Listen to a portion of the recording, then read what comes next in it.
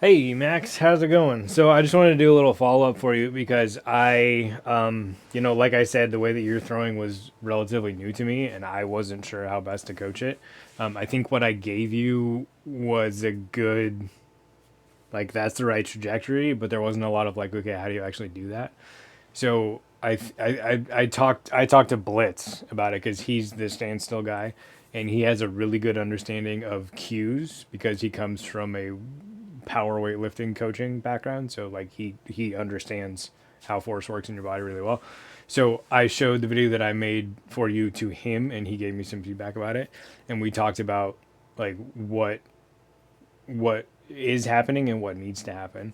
So what is happening is you're getting here, so you're using the anterior chain. That's not actually a phrase that people use, but people do use the word posterior chain, and anterior is opposite of posterior. So I'm kind of cheating on language. But posterior chain is when you see pros brace and they get into their glute and their hamstring, and it's boom. It's like that motion where they're leaning forward over their front, like Drew Gibson. Boom here. That's posterior chain. All the weight is in the heel. You're kind of getting where more of the weight is in the ball of the foot. The ankle stabilizer is very active because it has to be, because the weight isn't in the heel. The calf is very active because you're doing that. And the quad is very active because you're keeping the knee extended. Your glute is not very active because you're not popping your hip forward, which isn't like a super active thing in a disc golf throw. It is more so in the way that Blitz coaches it. It's not in the way that I coach it, but they're just different mechanics. But your glute does need to be very active in supporting the hip so that it can transmit force. Tempting theory rabbit hole there, but we don't need to do that.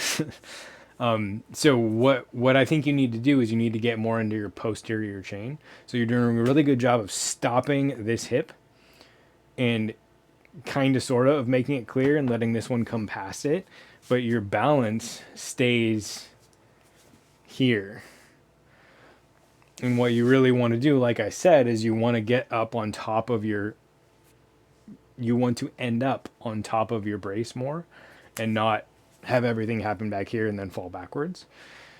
But you do want exactly the force wave you are creating to be what powers the hips, and then you want that follow through to bring your hips back up on top of the brace so you're ending in balance. So how the heck do you do that?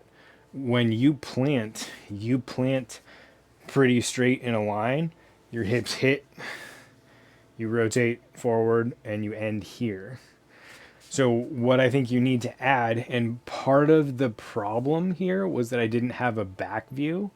I think I would have caught this earlier if I had a back view, because looking at a back view, I would see you planting straight and I would say, oh, that's not working. You need to be here. You need to have an offset. So the offset is what lets you toe down to heel down, and then your leg goes that way. Like Neil from Stepwise Disc Golf just did a video on exactly the same thing. The same idea is in my A-frame drill. So I'll try to get you links to both of those. Bug me if I forget. But your leg is going that way, which gets you into that posterior chain. Another way to think about posterior chain is if there's like a car door behind you, you're trying to close it with your butt, that's your posterior chain. So your glutes are going to activate, your hamstrings are going to activate. That's the opposite of this. This is different. And that's kind of what you do. You rely on that to stop. And you want to not shift totally sideways, slam, and then end up here. You want to shift behind you in Seabass language. So as you're stepping to your offset, you're not stepping with no offset. You're stepping to an offset. As you step there, you're turning your belt buckle backwards 45 degrees. Then you're driving that heel down, driving into the posterior chain, and that's going to cause the same hip torque that you get, but it's going to cause it a little bit differently. So you're going to be using the posterior chain of this front leg rather than the way you do it, which is more using the anterior chain and just stopping on the ball of your foot. So I think really that's the big fix. So I think the best way to get there is my 4-strap A-frame drill, which is, it ends up being just that. You're committing your weight towards your front, towards the target, rather. Toe down, transition the belt buckle 45 degrees back in transit. So you're not turning back and then moving. You're moving and then turning back. And then toe down, heel down, drive the heel to get into the posterior chain. Other really good ways to feel the posterior chain, Blitz has a video called the piston drill, where essentially the what I feel is the most important part of it is stand like this and then touch here.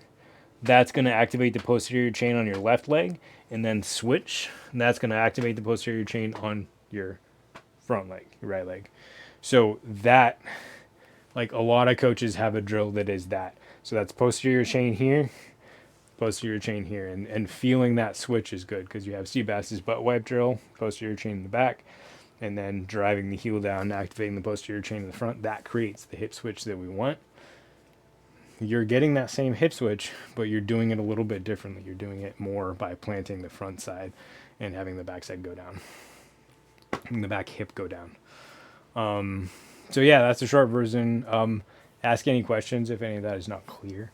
Went through it kind of fast, but I think that's the big thing. Add more offset and focus on getting into the posterior chain on that front side, and then your follow through will be a thing that happens instead of getting stuck behind. Good luck.